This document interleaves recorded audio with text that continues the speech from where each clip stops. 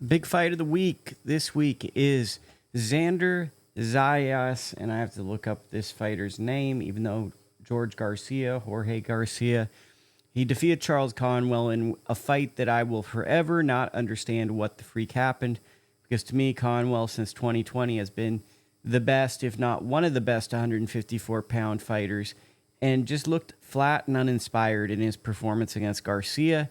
And now there's a lot of concerns around his career because, to me, coming out of the 2016 Olympics, he was the best guy, essentially. It was him and Shakur Stevenson.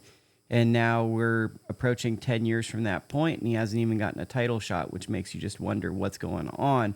That being said, that has nothing to do with this fight other than Garcia beat him in a workmanlike decision, just kind of outworking him, volume, just wanting the fight more.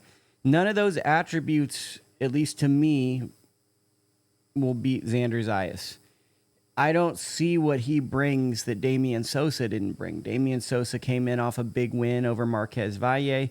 Maybe Valle isn't the same level as Charles Conwell, but if simple pressure and volume was going to beat Zayas, then that fight would have been the case study. It wasn't. So for me, this is a vacant title. This is going to be Xander's first world title.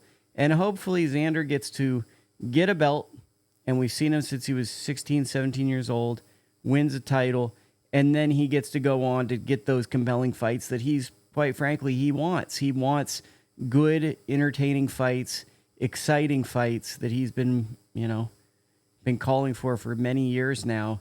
But because he's been in the public eye since 2019, he kind of grew up in front of our eyes like LeBron James. I think a lot of people don't understand that now he's a different fighter. He's a grown man as opposed to when he was a young kid with the braids early in his career. So I'm expecting Xander Zayas to have a dominant performance, and I wouldn't even be surprised if he stops Garcia. The only caveat I will add to this fight is I think there's a ton of pressure on Zayas from the island of Puerto Rico. He's probably the best Puerto Rican fighter with a big promoter, big push right now.